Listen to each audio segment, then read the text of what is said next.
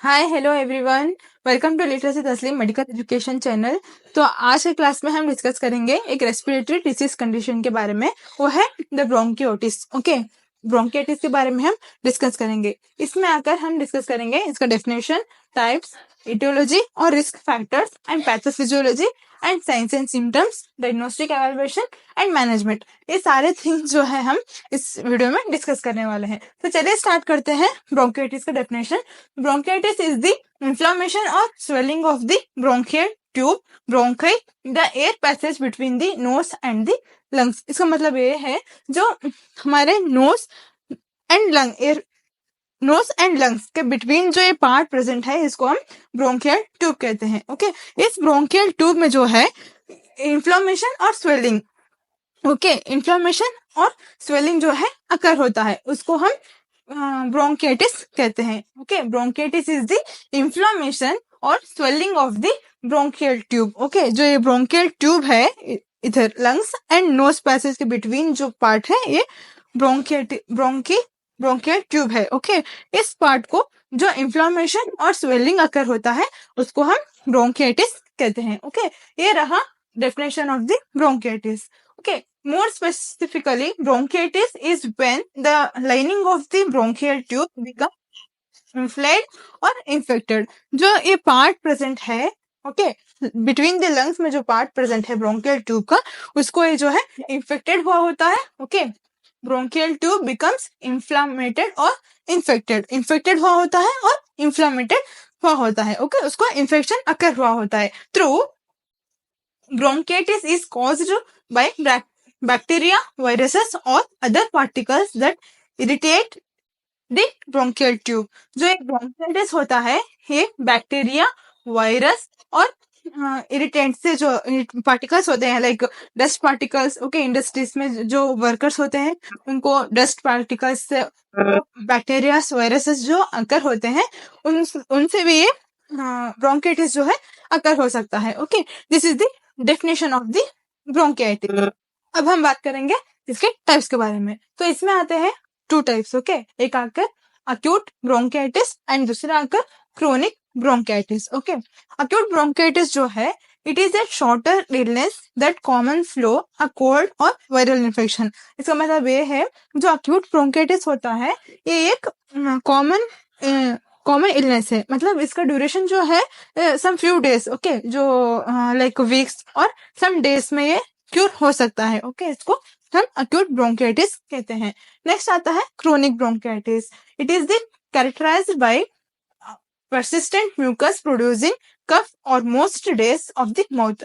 जो क्रोनिक ब्रोंकिटिस होता है, ये जो है क्रोनिक इन्फ्लेमेशन हुआ होता है ब्रोंकियल ट्यूब के अंदर। Okay, like production of the mucus, जो परसिस्टेंट जो म्यूकस होता है, बहुत ज्यादा प्रोड्यूस होता है और बहुत ज्यादा कम म्यूकस जो है प्रोडक्शन होता है हमारे ब्रोंकियल ट्यूब के अंदर, इसलिए ये क्रोनिक ब्रोंकिटिस कहते हैं इसको। ये आकर present mouth of the days of the mouth, ये जो है हमारे माउथ के अंदर जो है ब्रोंकियल ट्यूब से जो कफ प्रोडक्शन हुआ होता है, ये माउथ के अंदर ऑलरेडी आ चुका होता है। Okay, this is the chronic bronchitis. जो ये रहे इसके टाइप्स ऑफ द ब्रोंकिटिस। तो अब हम बात करेंगे ब्रोंकिटिस के इटियोलॉजी के बारे में। ओके, इसको हम कॉजेस भी कहते हैं और इसको हम रिस्क फैक्टर भी कहते हैं। ब्रोंकिटिस किस कारण से हमें इन्फेक्ट करता है, इसके बारे में हम डिस्कस करेंगे। तो पहला आता है इसमें स्मोकिंग। ओके, जो पर्सन्स बहुत ज्यादा स्मोकिंग करते हैं, उन पर्सन्स में ये कॉमनली ब्रोंकिटिस जो है अकर होता है। Okay, this is the first cause of the bronchitis. Okay, next आता है पैसिव स्मोकर और second hand smoker. Passive smoker और सेकेंड हैंड स्मोकर्स जो होते हैं, जो पर्सन स्मोकिंग करते होते हैं, उनके पास जो बैठा हुआ होता है, ओके, उनके पास बैठा हुआ होता है और उनके आसपास जो पर्सन्स होते हैं, उनको हम पैसिव स्मोकर कहते हैं और सेकेंड हैंड स्मोकर कहते हैं। इनमें भी ये ब्रोंकिटिस अकर होने के चांसेस बहुत ज्यादा है। ओके, नेक्स्ट आता है third point, people with week immune system, जो पर्सन्स का वीक इम्यून सिस्टम जो है उनका वीक होता है, उन पर्सन्स में जो है ये ब्रोंकियोटिस जो है अकर हो सकता है। ओके, नेक्स्ट आता है एक्सपोजर टू एयर पोल्यूशन, जो पर्सन्स एयर पोल्यूशन में ज्यादा होते हैं, लाइक डस्ट पोल्यूशन, और इंडस्ट्रीज में जो है, कंपनीज में जो है, आउटसाइड एरियाज में जो वर्कर्स होते हैं उनको ये ब्रोंकाइटिस अकर होने का चांस हो सकता है। ओके, नेक्स्ट आता है रेस्पिरेटरी ट्रैक इन्फेक्शन, जो पर्सन्स को रेस्पिरेटरी ट्रैक इन्फेक्शन लाइक बहुत ज्यादा कफ होता है, ओके, लाइक उनको हमेशा कफ और कोल्ड होता है, उन पर्सन्स में भी ये ब्रोंकाइटिस अकर हो सकता है। नेक्स्ट आता है bacterial cause like Streptococcus pneumonia और H इन्फ्लुएंजा, ये सारे जो है ये बैक्टीरियल कॉजेस है। ओके, इस कॉजेस के वजह से भी हमें ब्रोंकाइटिस अकर होने की चांसेस हो सकते हैं। नेक्स्ट आता है ऑर्गेनिक और इनऑर्गेनिक डस्ट, जो इनऑर्गेनिक और ऑर्गेनिक डस्ट जो होता है इंडस्ट्रीज में, लाइक कंपनीज में, इंडस्ट्रीज में, ओके, और से जो एयर पोल्यूशन में जो डस्ट प्रेजेंट होता है उसके वजह से भी हमें ब्रोंकाइटिस आने के चांसेस हो सकते हैं। ये रहे इटियोलॉजी और risk factor of the bronchitis. अब हम बात करेंगे ब्रोंकाइटिस के पैथोफिजियोलॉजी के बारे में। Okay, due to etiology, okay, like जो इसके ब्रोंकाइटिस के कॉजेस जो है, लाइक सिगरेट स्मोकिंग और पैसिव स्मोकर्स, ओके, और जो ज्यादा डस्ट में एक्सपोज होते हैं उस कारण की वजह से जो है ये इन्फ्लामेशन जो है अकर होता है, हमारे ब्रोंकियल ट्यूब में ये इन्फ्लामेशन अकर होता है। ओके, इसके बाद जो है ब्रैडिकाइनिन, हिस्टामिन एंड प्रोस्टाग्लैंडिन, ये जो हार्मोन जो है हमारे बॉडी में, ये सेक्रेशन ज्यादा होते हैं, ओके, प्रोडक्शन होते हैं।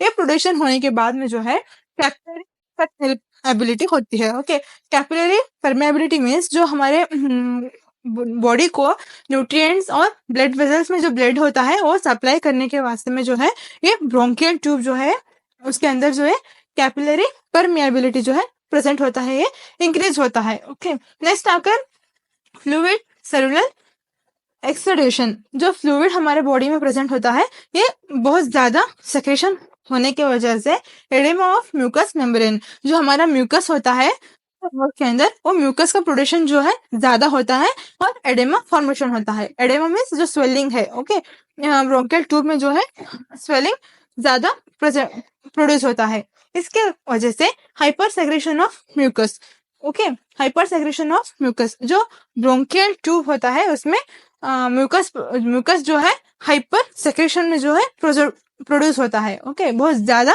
म्यूकस जो है प्रोडक्शन होता है, उसको हम हाइपर सेक्रेशन ऑफ म्यूकस कहते हैं। नेक्स्ट, इसके कारण से आकर परसिस्टेंट कफ, ओके, जो हमारे बॉडी में कफ प्रेजेंट होता है वो बहुत ज्यादा सेक्रेशन होने की वजह से जो है ब्रोंकाइटिस हमें अकर होता है। Pathophysiology of the bronchitis. अब हम बात करेंगे ब्रोंकाइटिस के सिम्टम्स के बारे में। ओके, इसमें आकर अक्यूट एंड क्रोनिक में जो है सिम्टम्स अलग अलग होते हैं। ओके, अक्यूट में जो है परसिस्टेंट कफ होता है, मीन्स कंटिन्यू जो हमारा कफ जो है कंटिन्यूअसली प्रेजेंट होता है। ओके, नेक्स्ट आता है प्रोडक्टिव स्पूटम, जो स्पूटम होता है वो बहुत प्रोडक्टिव होता है, मीन्स थिक होता है। नेक्स्ट आता है फीवर, हेडेक, ओके, फीवर तो कॉमनली सभी डिसीज कंडीशन में अकर होता है। नेक्स्ट आता है हेडेक एंड मलाइज, मलाइज का मतलब है वीकनेस, हमारे बॉडी जो है बहुत ज्यादा वीक होती है। नेक्स्ट आता है शॉर्टनेस ऑफ ब्रीथ, जो ब्रीथ लेते हैं, जो हम इनहेल एक्सहेल करते हैं उसमें जो है बहुत शॉर्टनेस होता है, मीन्स डिफिकल्टी होता है। Okay, this is the acute symptom, acute bronchitis के सिम्टम्स है। ओके, नेक्स्ट आता है क्रोनिक। क्रोनिक में जो है प्रोडक्टिव कफ, मीन्स उनका कफ जो होता है, जो डिसीज अकर हुआ होता है उन पर्सन में जो है प्रोडक्टिव कफ जो है प्रेजेंट होता है क्रोनिक ब्रोंकाइटिस में।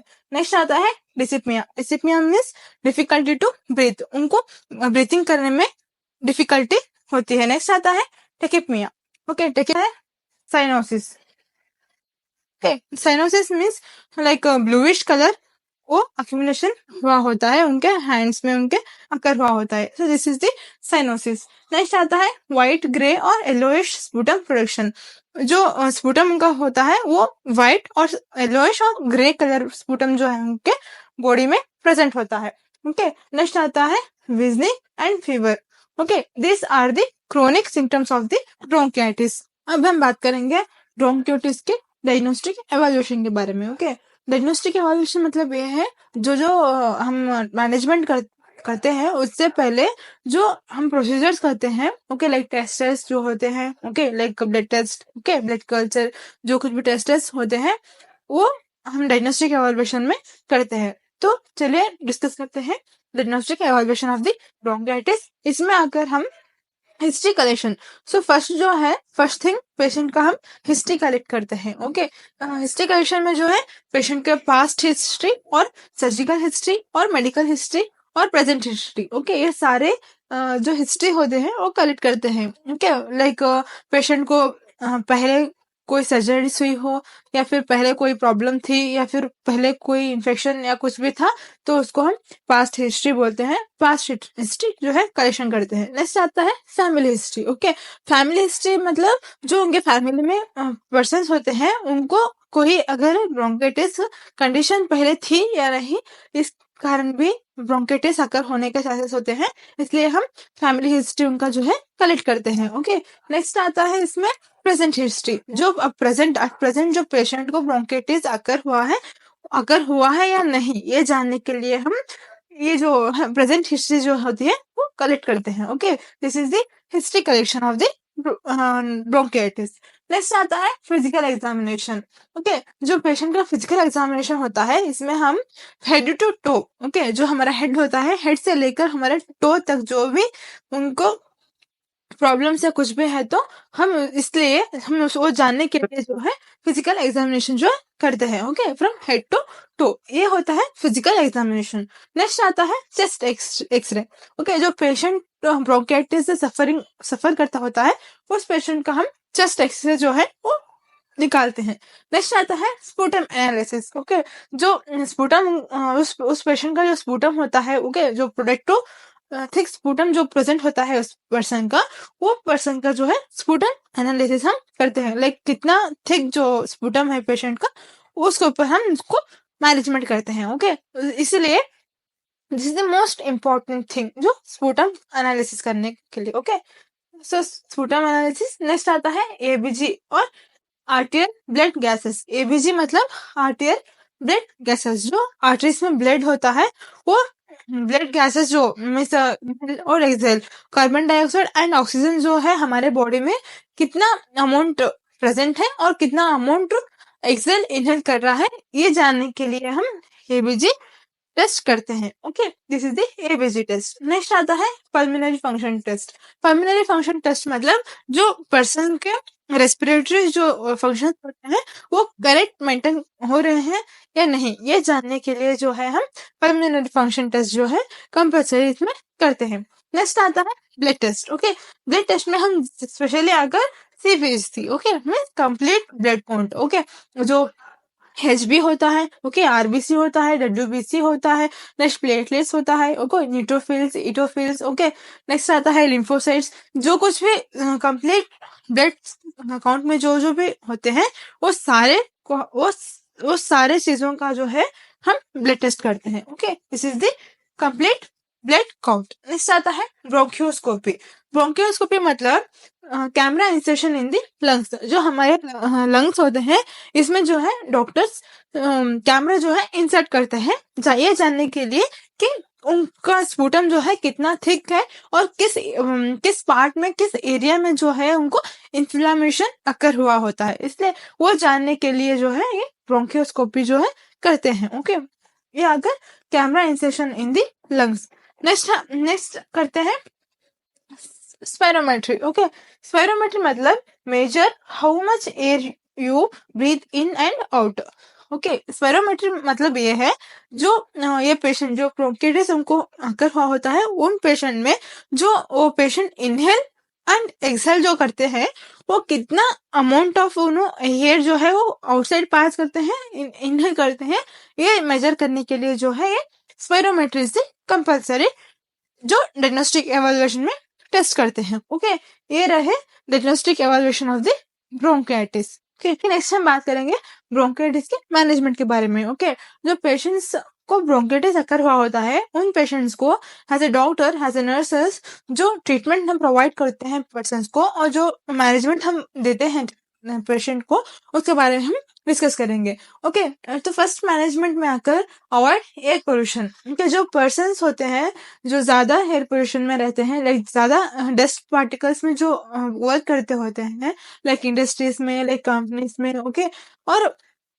कुछ भी वर्क करते हो लाइक एयर पोल्यूशन जो होता है वो ज़्यादा होता है, उसको हम अवॉइड करना होता है। Okay, this is the avoid air pollution. First thing आकर एयर पोल्यूशन को हम अवॉइड करना होता है। नेक्स्ट आता है एंटीबायोटिक ड्रग्स। ओके, जो पेशेंट को बैक्टीरियल इन्फेक्शन अगर कॉज हुआ हो तो उनको हम प्रोवाइड करेंगे antibiotic drugs like amoxicillin, okay, azithromycin and toxicillin. Okay, ये ड्रग्स जो है एज ए एंटीबायोटिक्स हम पेशेंट को प्रोवाइड कर सकते हैं। नेक्स्ट आता है ब्रोंकोडिलेटर्स। ओके, इसमें आता है साल्बुटामोल एंड टेरबुटुलिन। ओके, टेरबुटुलिन, ये दो ड्रग्स जो है हम पेशेंट को प्रोवाइड कर सकते हैं। नेक्स्ट आता है चेस्ट फिजियोथेरेपी। ओके, जो पेशेंट को चेस्ट होता है वो चेस्ट को हम फिजियोथेरेपी भी हम प्रोवाइड कर सकते हैं। ओके, नेक्स्ट आता है डायरेटिक्स टू रिड्यूस एडेमा। जब पेशेंट का ब्रोंकियल ट्यूब में जो एडेमा फॉर्मेशन हुआ होता है, ओके, इन्फ्लेमेशन एंड स्वेलिंग हुआ होता है, वो रिड्यूस करने के लिए जो है डायरेटिक्स जो है हमें प्रोवाइड करना होता है उस पेशेंट को। Next oxygen therapy. ओके, वो पेशेंट को जो ब्रोंकाइटिस का पेशेंट जो होता है उसको शॉर्टनेस ऑफ ब्रीथ होता है, ओके, लाइक डिस्पनिया, उनको डिफिकल्टी होता है ब्रीथिंग करने के लिए और इनहेल एक्सहेल करने के लिए भी उनको डिफिकल्टी बहुत ज्यादा होता है। इसीलिए oxygen therapy is the most important thing in the management. Next आता है अवॉइड स्मोकिंग। ओके, जो पेशेंट ब्रोंकाइटिस से सफर होते हैं उनको smoking is the most important thing वो अवॉइड करना है। सो ये रहा मैनेजमेंट ऑफ द ब्रोंकाइटिस। ठीक है, तो इस वीडियो में हमने डिस्कस किया है डेफिनेशन, टाइप्स, एटियोलॉजी और risk factors, pathophysiology, symptoms and diagnostic evaluation and management. अगर आपको वीडियो अच्छी लगी तो वीडियो को लाइक करें, अगर कुछ भी डाउट हो तो कमेंट करें और मेरे चैनल को सब्सक्राइब करना ना भूलें। Okay, thank you, bye bye.